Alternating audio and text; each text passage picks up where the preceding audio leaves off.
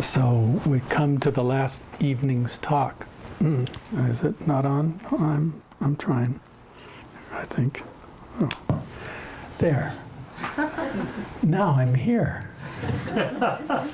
Or you're here with me now. So, earlier it was a kind of challenge trying to think of, well, what is it that I should just keep you all for a month. That was what I decided. That would be the way it really we could get it all together. But this is called reality, and this is the last talk. And so there are two things I want to explore with you, which are really the foundations of it really is the culmination of Buddhist thought and practice. And it's wisdom and compassion. These two are the kind of the fundamentals of all of it, And so I'll start with one of my poems here. It's just, I don't know when this came out, but anyway. It's called Full Moon, Metta, Talk. Oh, you thought I could talk about the heart, the subtle way the armor shifts, the many layers that hold it in place and cover it with a trance, or the ice that chills the fear and freezes the heart. At night, even the light through the window shades asks the moon to come and press its face against mine. Yes, breathing into me, closing the dream world, eyes open, 3 a.m., shutting off the world of words, a soundless shadow of the heart knowing, like a bird nesting, would gather all of its flaws in celebration. Could it be uncovering another layer? Breath, wedded to both body and mind, seemingly uncomplicated and unfabricated, that this small movement, this small shift allows the heart, freed from its trance, to shine like the moon, undiluted by the window shades of our mental wonderings, to merge with it perfectly, impossibly, to open and close, the sure heart's release, a promise given by the awakened one thousands of years ago. That's enough. You're enough. This is enough. So I have to start with, I'm going to start with wisdom and then move towards compassion.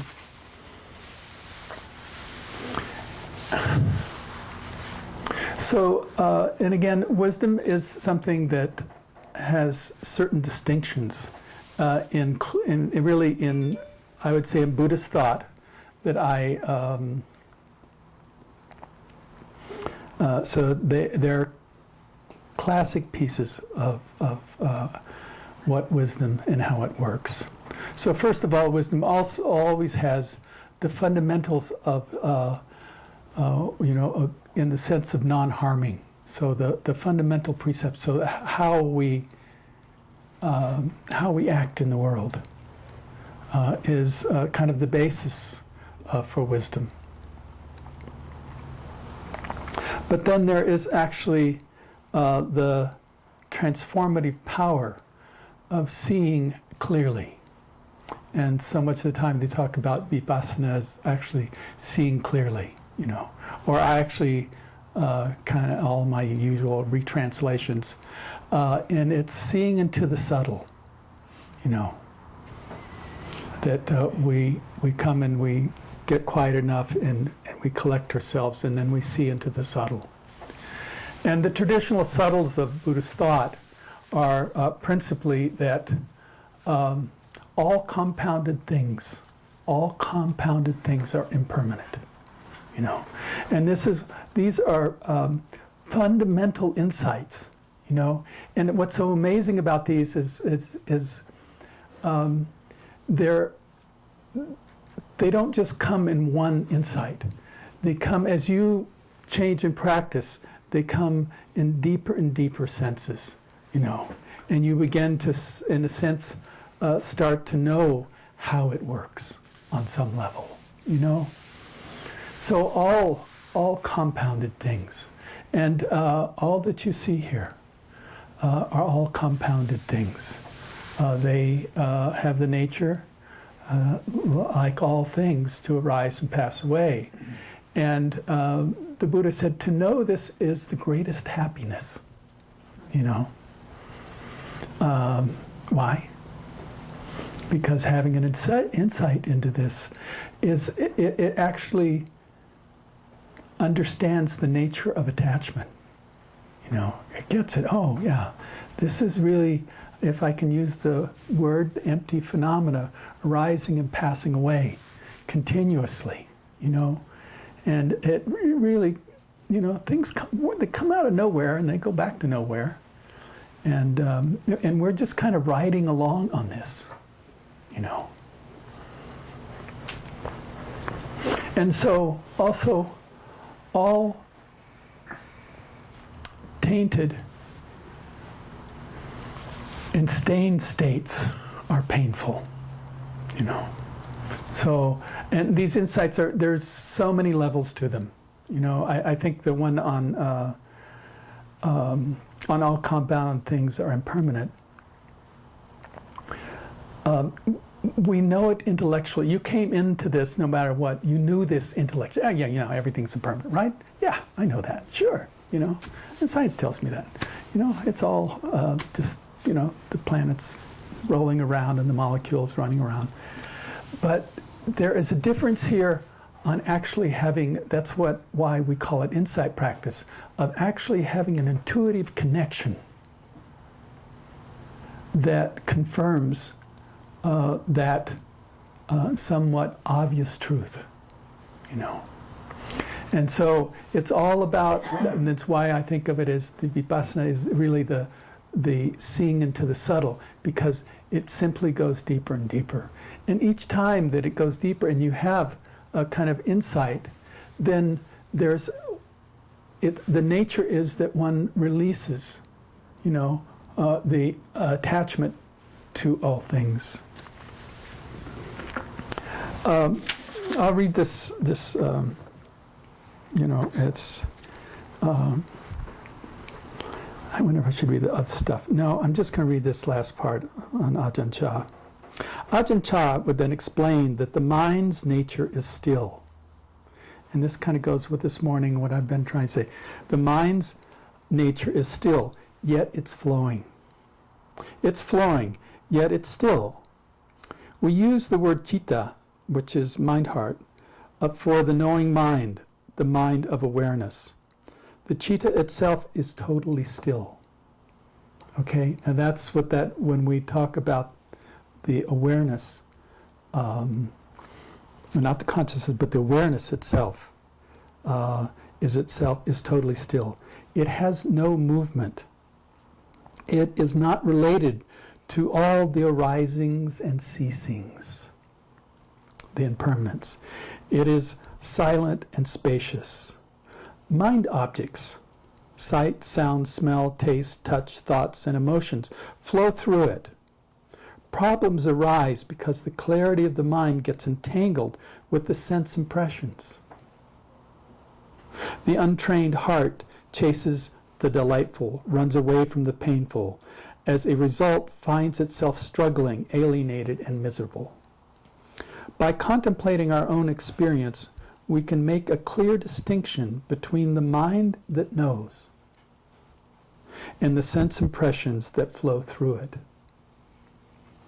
By refusing to get entangled with any sense impressions, we find refuge in the quality of stillness, silence, and spaciousness, which is the mind's own nature.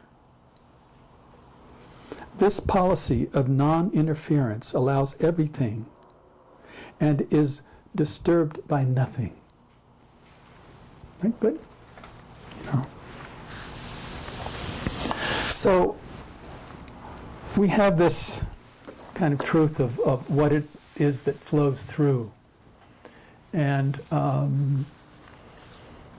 we also know that when there's any kind of confusion or attachment, these tainted and stained states are painful, you know.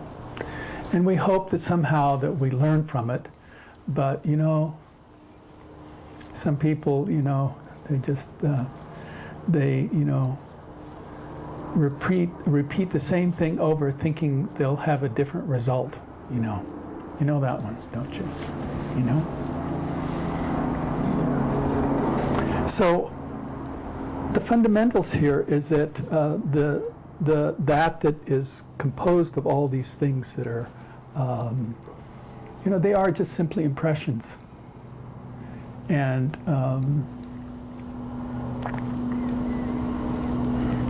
learning to rest in the still mind is kind of the fundamentals of the wisdom factor. You know. Also, kind of the third of these are just fundamental insights.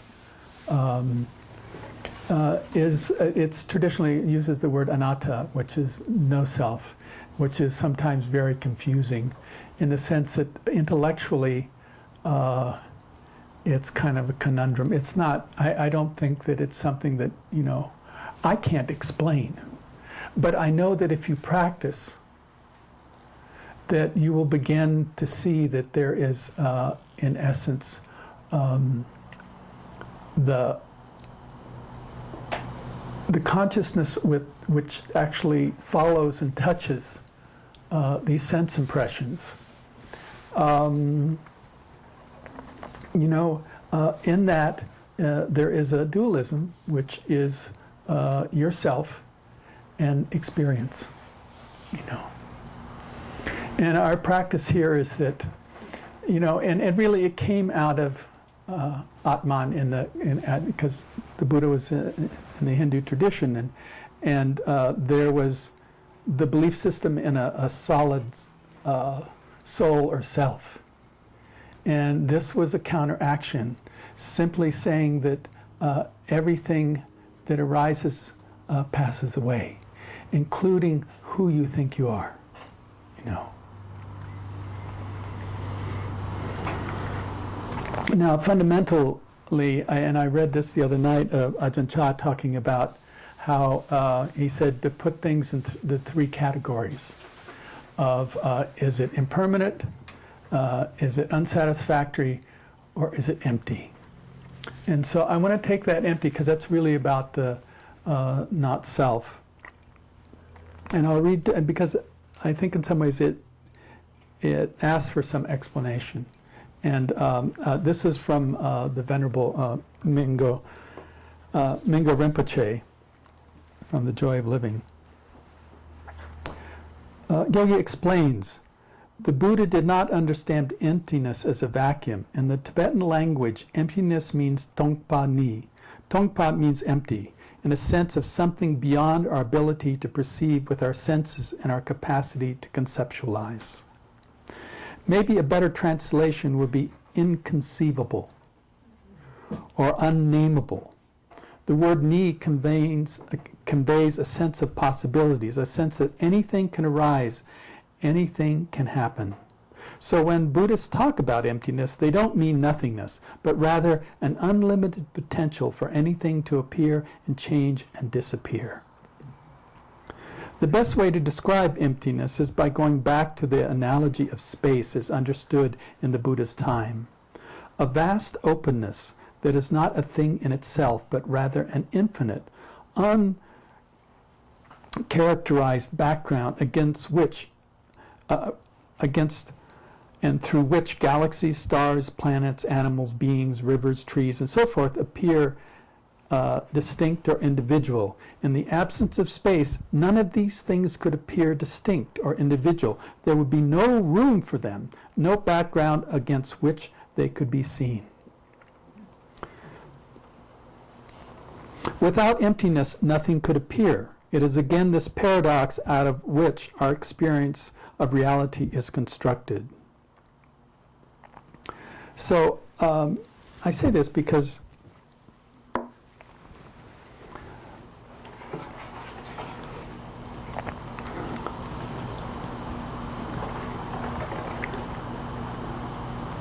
if there is this awareness, this stillness, and this morning when we did kind of the big mind meditation, one of the kind of truths of that is it uses a sound to break the contracted nature and open up to the vast space. And that I hope that you can use this or not, but it's kind of fun, you know? Because at least in my mind, you know, the world is such a fabulous, complex thing that happens. And that when I still have this thing, I keep my mind in my body, but I see us walking through space, you know. And that if we can hold the space and begin to understand instead of the nature of how you experience, whether it's sound, and I'll use sight, you know, is that we have a tendency to go directly to the object, you know, and we don't recognize the space between ourselves and the object. And so part of this is actually recognizing that there is this vast space that in some way part of the wisdom factor is that the nature of things is they self-organize. You know, that is kind of the paramount kind of belief system, is that you can leave it alone and it'll still happen. You know, I mean, it's not like suddenly just because you say no, it ends. It simply reappears, you know. So we're constantly in this flux of not noticing, and it's why I've been kind of, for the wisdom factor, trying to impress this thing about, I like Ajahn Chah's point, the still point. That the still point, you know, it's always there. And due to the sense impressions, you know, we run all over the place and don't see that kind of what I talked about, the 0 point this morning, you know, don't see it, you know. So I'm going to now read a piece. This is, okay, I'll give you the description in 1970 in Bodh Gaya, India, where the Buddha was enlightened, and you kind of do this circumambulation around the stupa and the tree, you know. And I was coming around and coming the other way. I don't know, they were going out. And suddenly there was this man that was, you know, like 6'6" or something. I think he was 6'6", and he was over 300 pounds. He was like this massive.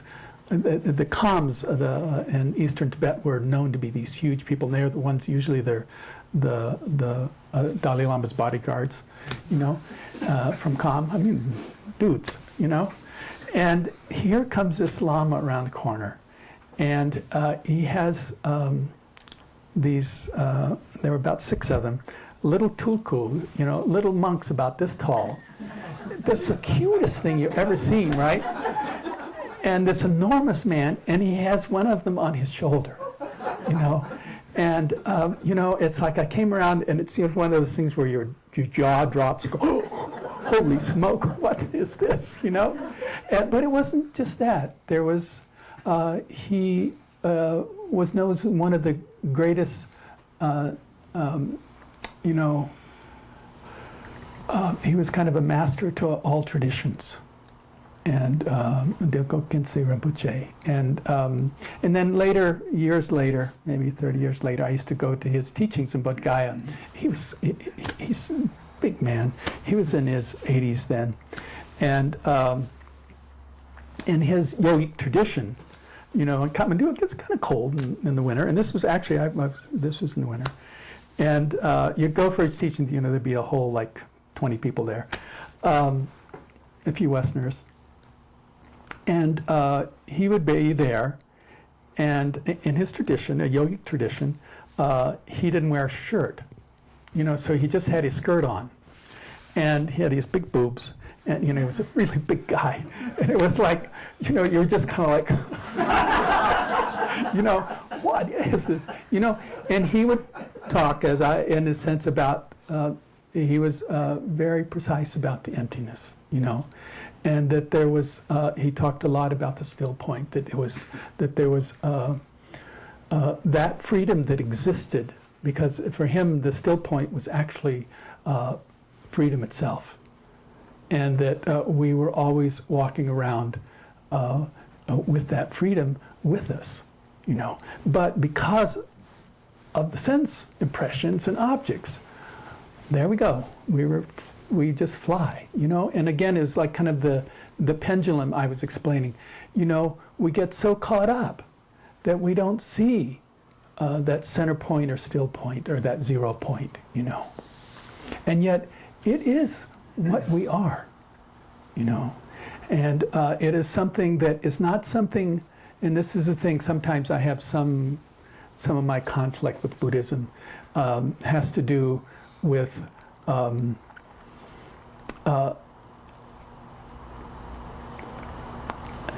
you have to get there. You have to do this to get there.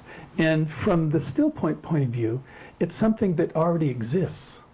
You just have to relax and begin to see the power of the sense impressions, particularly the thoughts, which I'll read a piece now from Dilgo, and that catch us, and means we miss it. It's something that is just, unless we're kind of sat down and we have to sit, do we ever really get an impression? And somebody has to point it out to us too, to start going, oh wait, I know what you're talking about. Yeah. Okay, that's good. Okay, this is from the Venerable Dilgo Khyentse Rinpoche. Like waves, all the activities of this life have rolled endlessly on, yet they have left us empty-handed. A myriad of thoughts have run through our minds, but all they have done is increase our confusion and dissatisfaction. Normally, we operate under the deluded assumption that everything has some sort of true, substantial reality. But when we look more carefully, we find that the phenomenal world is like a rainbow, vivid and colorful, but without any tangible existence. When a rainbow appears, we see many beautiful colors, yet a rainbow is not something we can clothe ourselves with or wear as an ornament. It simply appears through the conjunction of various conditions. Thoughts arise in the mind in just the same way. They have no tangible reality or intrinsic existence at all. There is therefore no logical reason why thoughts should have so much power over us, nor any reason why we should be enslaved by them.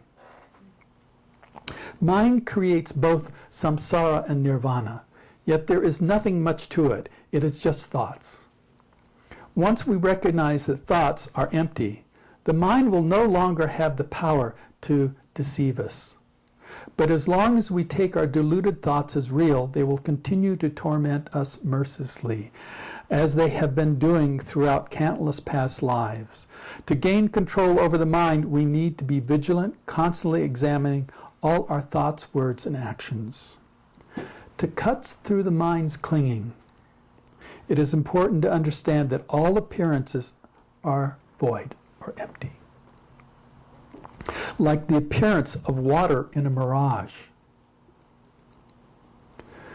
Beautiful forms are no benefit to the mind, nor are ugly forms harm it in any way. Sever the ties of hope, I love this line, sever the ties of hope and fear. You get it? It's such a profound statement. Of hope and fear.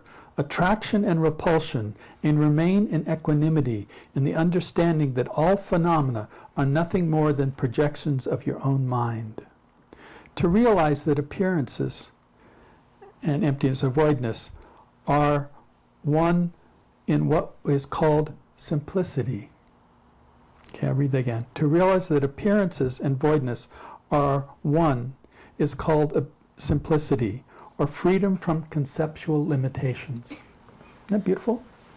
Well, it's beautiful to me, you know? Because in essence, you know, all of this function towards wisdom is the power ultimately to let go. You know, whether it's thought, sense impression, feeling, all of it, it's the power to let go of it. And it's really one side of the equation, you know, and I say one side. And it simply, because it kind of refers to everything as unsubstantial, not really real, just conjured up through the impressions, you know. And that, so we have the power to see through it and let go of it. You know, that's the function. Now, that's one side. The other side, which I'm going to kind of stretch into tonight, which is the fact that, so that's the ability to let go. The other side of it, and you have to, we work a lot on this in retreat practices, is somehow how to let go, you know, and we have to look at all those incredibly entangled stories and thoughts and sense impressions, you know, and are we grabbing, are we pushing them away, whatever. But we have to learn that. But the other side is just like this. You know, everything's just like this. It's exactly how it is, you know. And being like it is, you know, and understanding the nature that, you know, everybody here has suffered. You know, you've all suffered. And possibly that's the biggest thing that brings you here, you know, is the whole idea around that oh, somehow I've suffered, and the I has suffered, you know. And then we come to this, and that awareness of suffering, first it has to come, in a sense, kind of through our own, sometimes our own sensitivity, you know, because I know many people, their lives, they didn't have any visual suffering in it, but they were very sensitive children. And due to that, they really suffered, you know. And, but then at some point, you know, one comes to these practices and begins to see that, oh, things, they're exactly like this, you know. And that all of you, this is the kind of understanding from the emptiness to this compassion side, is first of all, you've all suffered, and you're all going to die, you know. And I kind of use that thing of, if you could just, you know, if life was, if you could just really ask of life, ask your death to tell you what's really important, you know? And you would find this incredible sensitivity and compassion for all things, you know? And it would be the natural consequence, in a sense of understanding and sensitivity. And it's not to, you know, disappear from the world. It's to know the world exactly the way it is, the way it happens, you know.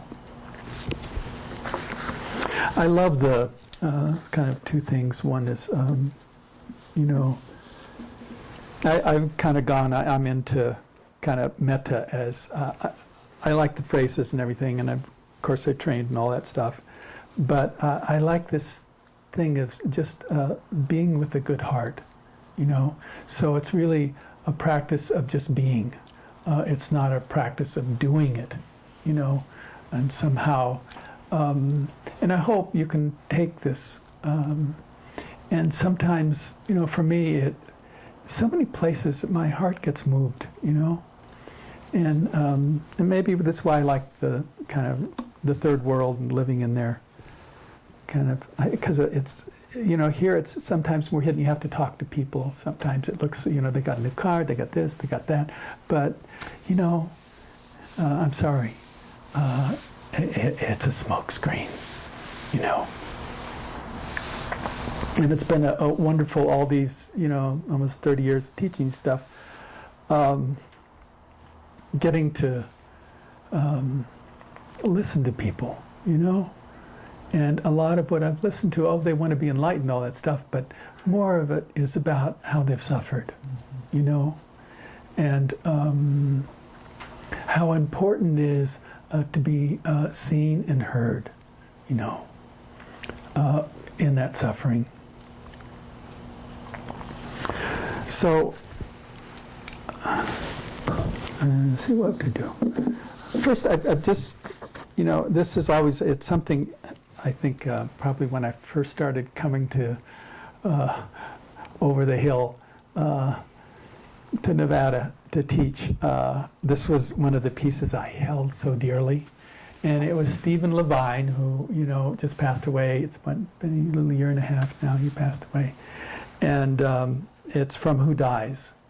And a lot of times, people ask me, well, explain, what's the difference between metta and love?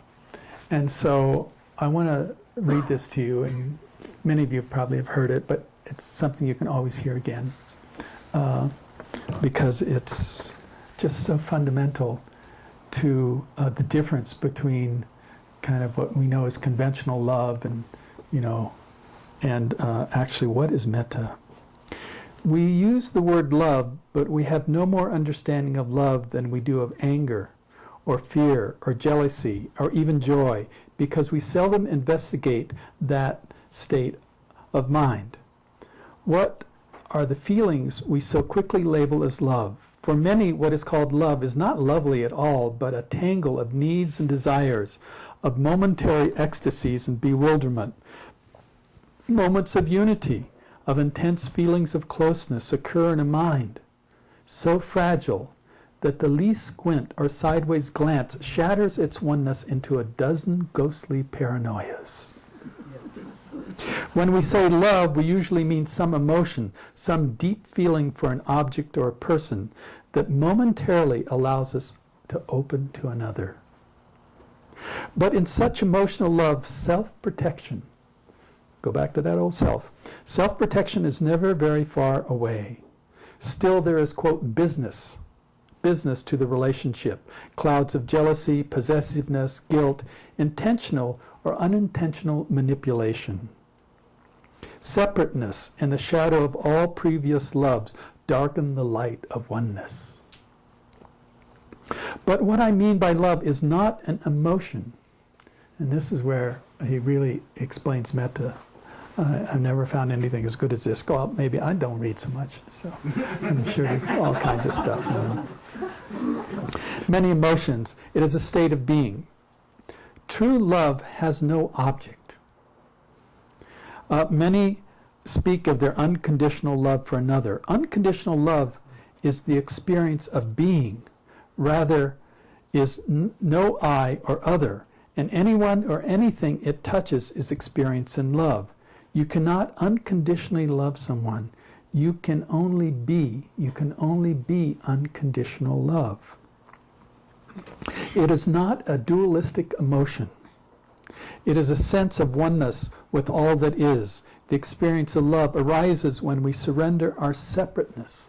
The experience of love arises when we surrender our separateness into the universal. It is a feeling of unity. You don't love another. You are another. There is no fear because there is no separation. Isn't that great? I think that's, because I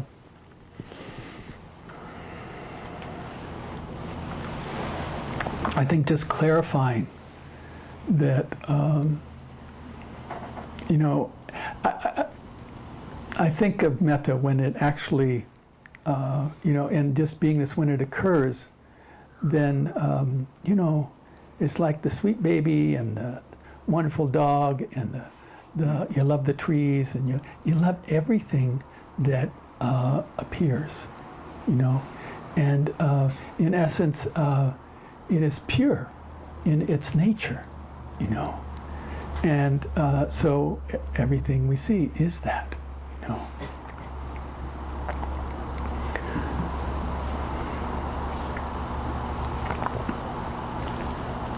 So compassion, you know, so we have metta. I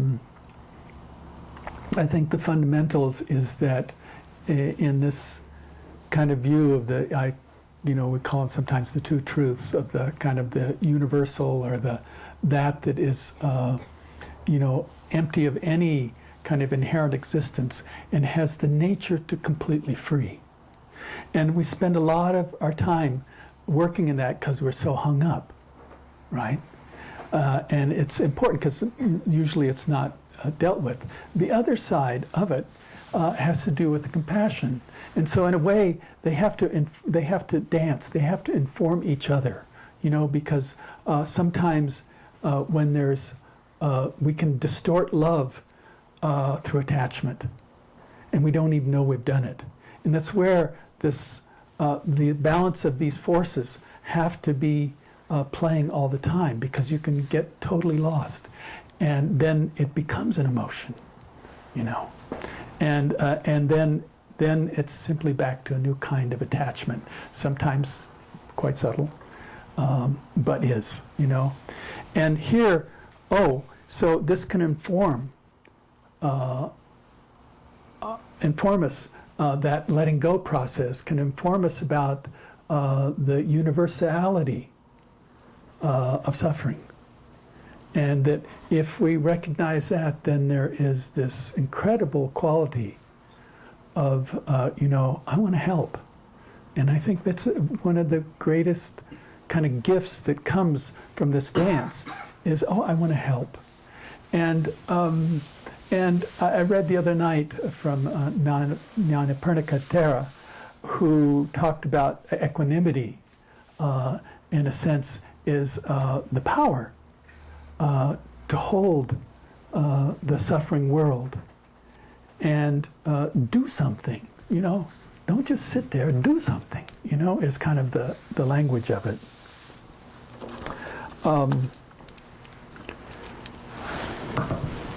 I like this story. This is one of my favorite stories.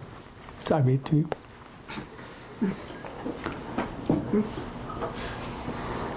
No matter how extreme, I always cry, so it's a little hard, okay. No matter how extreme the circumstances, compassion is possible. Once on the train from Washington to Philadelphia, I found myself seated next to an African-American man who had worked for the State Department in India, but had quit to run a rehabilitation program for juvenile offenders in the District of Columbia. Most of the youth he worked with were gang members who had committed homicide. One 14-year-old boy in his program had shot and killed an innocent teenager to prove himself to his gang. At the trial, the victim's mother sat impassively silent until the end. When the youth was convicted of the killing, after the verdict was announced, she stood up slowly and stared directly at him and stated, "I'm going to kill you." The youth was taken away to serve several years in the juvenile facility. After the first half year, the mother of the slain child went to visit the killer. He had been living on the streets before the killing, and she was, I don't know if I can do this. On the streets before the killing, and she was the only visitor he had.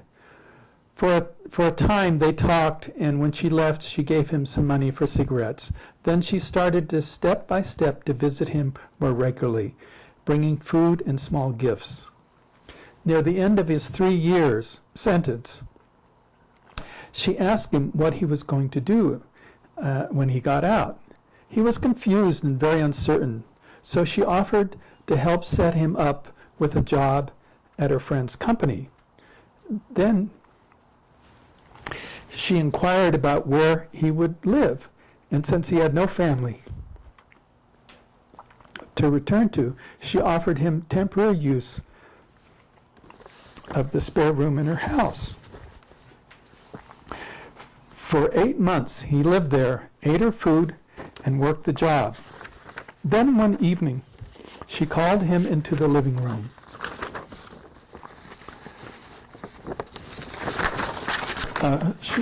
She called him into the living room. That's why I got you the job and let you live here in my house. That's how I set about changing you. And that boy, he's gone. So now I want to ask you, since my son is gone, and the killer is gone, if you will stay here. I've got room, and I'd like to adopt you if you let me. And she became the mother of her son's killer, the mother he never had. Compassion, you know? I mean, and you know, it's the way it is, you know? But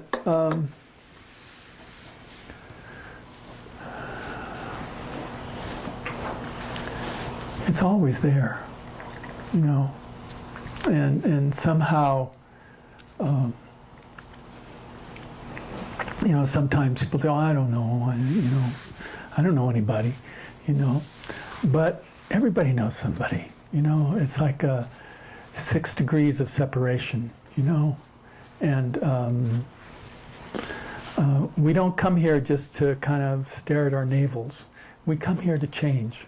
And to change is really about, you know, you don't have to look far, you know, and, you know, for me, this has been mine. This is what I can do, you know, but I know everyone has some kind of talent, some kind of way that they, you know, and sometimes I simply think maybe it's just tending a garden, but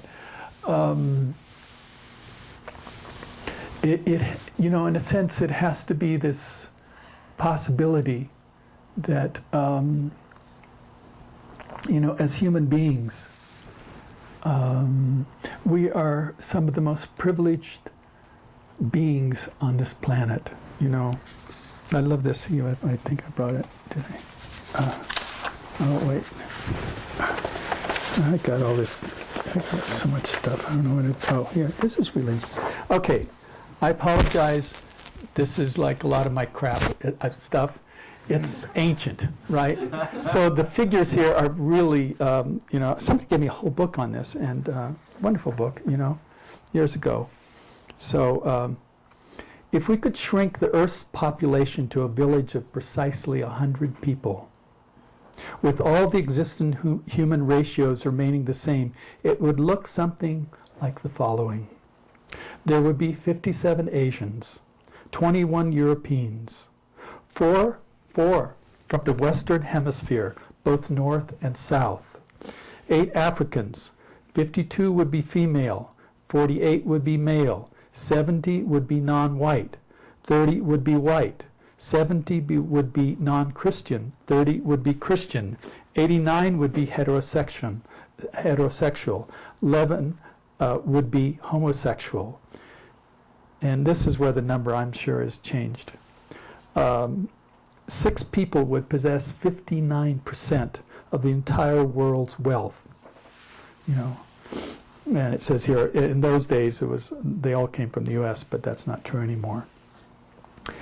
80 would live in substandard housing. 70 would be unable to read. 50 would suffer from malnutrition. 1 would have a college education. 1 would own a computer. Now, I think that also changed. You know, yeah, when we consider our world from such a compressed perspective, the need for both acceptance, understanding, sharing, and education become glaringly important. And this is about us. 6% of the world uses 50% of the world's resources. You know, and I don't think that's changed too much, you know. So, in a way, you know, we are the 1% of that figure, you know.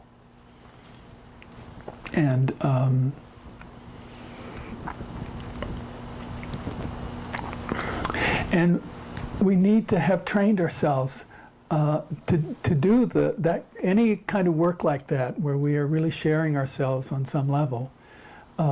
We really need these practices that can, you know, because whenever you do kind of enter the world, you have to have the power to let go, because, you know, things happen. You know, I don't want to use the right word for it, but you know what I mean. Things happen. That's good enough, you know. And you need to learn, you know, that, you know, that you're so, this is such a gifted group, you know. And is that the guy that came and sat on me? Yeah, it's okay. We're friends. Yeah. There he is. Yeah, I'm over here. It's okay. But it's all right. No, he likes light, just like us.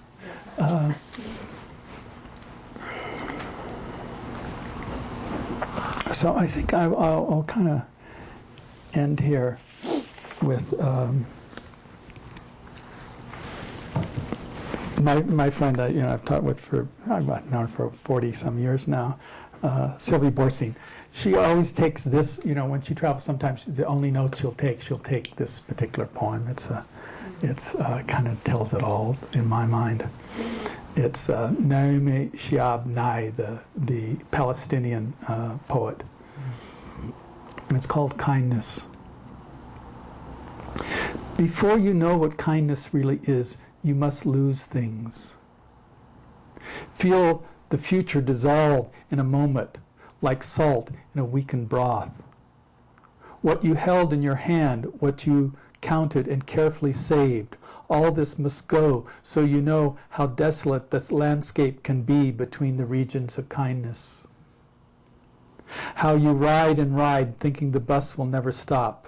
The passengers eating maize and chicken will stare out the window forever. Before you learn the tender gravity of kindness, you must travel where the Indian in the white poncho lies dead by the side of the road. You must see how this could be you. How he too was someone who journeyed through the night with plans and the simple breath that kept him alive. Before you know kindness as the deepest thing inside, you must know sorrow as the other deepest thing. You must wake up with sorrow. You must speak to it till your voice catches the thread of all sorrows, and you see the size of the cloth. Then it's only kindness that makes you makes any sense anymore. Only kindness that ties your shoes and sends you out in the day to mail letters and purchase bread. Only kindness that raises its head from the crowd of the world to say, "It is I you have been looking for," and then goes with you everywhere like a shadow or a friend. Let's just sit for a moment.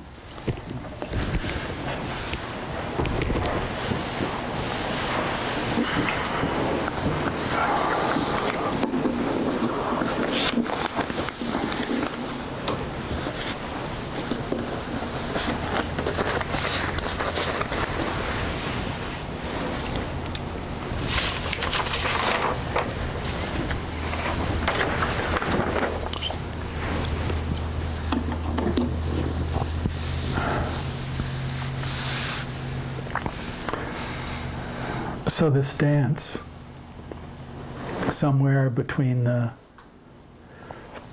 being caught by the thoughts, the memories, the sense impressions, the sounds, the sights, the smells, the taste, all pass through this 0 point, this still point.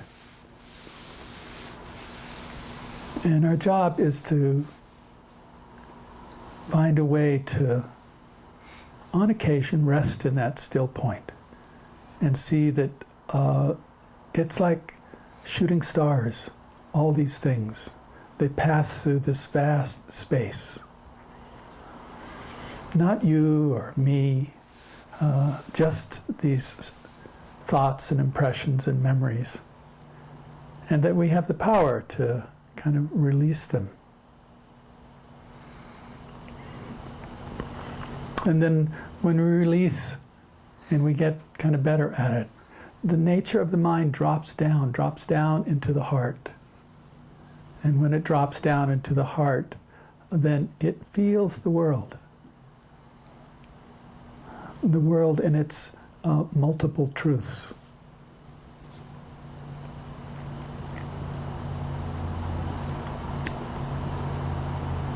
And knows the cries of the world.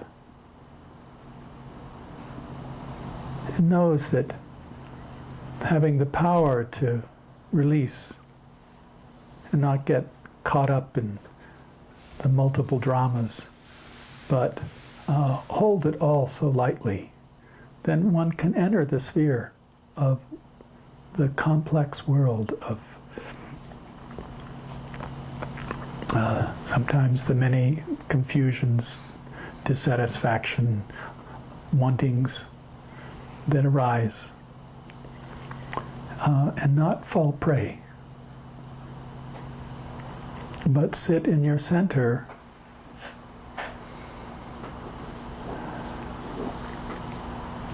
and find a simple place to act from.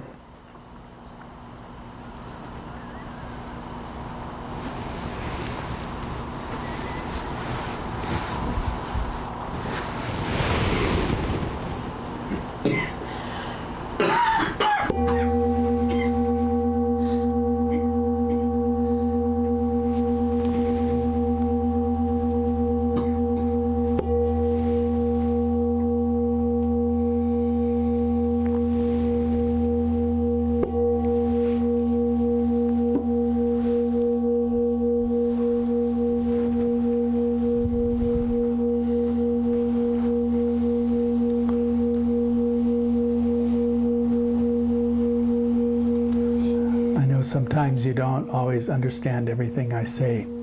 So my request is just keep coming back, and if you hear it enough times, you'll start getting it, because this is not mine, This is something that's just been moving along, generation after generation. So we're going to take let's take about a 5-minute break here before we come back, and then we'll do some equanimity practice tonight,